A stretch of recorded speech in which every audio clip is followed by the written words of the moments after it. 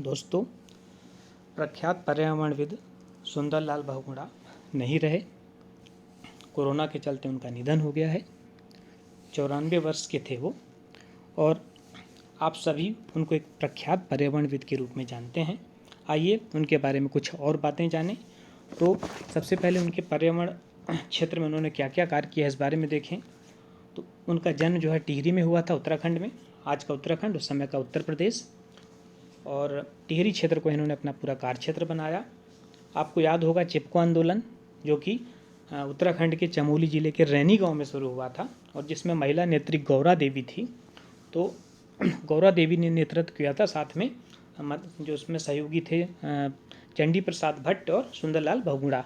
तो हुआ यूँ था उस समय कि सरकार ने रोड बनाने के लिए काफ़ी जो है हद तक काफ़ी जो रोड बनाने के लिए जो जंगल काटने के लिए जो है निर्देश हुए थे, और सरकार की ओर से ठेकेदारों को जो है फॉरेस्ट के ठेकेदारों को जंगल काटने के भी निर्देश दे दिए गए थे। लेकिन गांव वाले बिल्कुल नहीं चाहते थे कि जंगल की कटाई हो, और वो जंगल को किसी भी स्थिति में बचाना चाहते थे।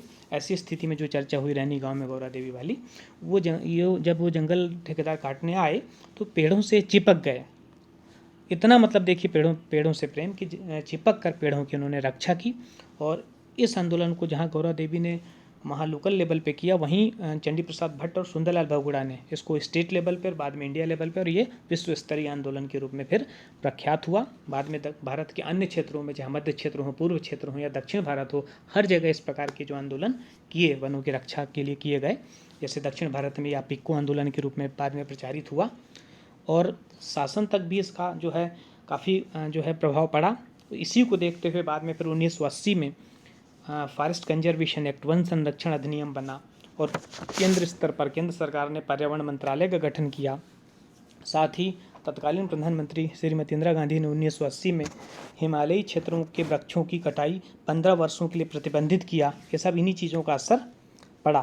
तो ये तो हमने देख लिया कि सुंदरलाल बहुगुणा जी ने प्रकृति के लिए और पर्यावरण के लिए बहुत अधिक काम किया है। ये विशेष रूप से हिमालय के रक्षक भी कहलाते हैं, क्योंकि उसी क्षेत्र में उन्होंने पूरा कार्य किया है। और इन्हें कई पुरस्कार भी दिए गए। फिर वृक्षमित्र पुरस्कार प्राप्त हुआ, पद्म विभूषण पुरस्कार से सम्मानित किए गए। इसके अतिरिक्त मैं बता दूं कि पर्यावरण के अतिरिक्त इन्होंने अपने प्रारंभिक जीवन में और भी कार्य किए थे। जैसे शुरुआती दिनों में इन्होंने शराबबंदी के खिलाफ भी काफ़ी कार्य किया था, और एक गांधीवादी पर्यावरणविद थे।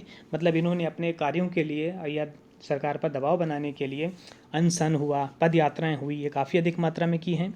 तो एक तो शराबबंदी के लिए भी काम किया, साथ शुरू में इन्होंने दलित वर्गों के उत्थान के लिए भी काम किया। ठक्कर बाबा से काफ़ी प्रभावित थे, और उन्होंने टिहरी में ठक्कर बाबा हॉस्टल भी स्थापित किया था। लेकिन चूंकि बाद में इनके पर्यावरण के क्षेत्र में इतने ज़्यादा काम किए कि हम उनके पर्यावरण के कार्यों को ही याद रखते हैं। तो आज उन्हें जो है वो चूँकि हमारे बीच नहीं रहे, उन्हें श्रद्धांजलि।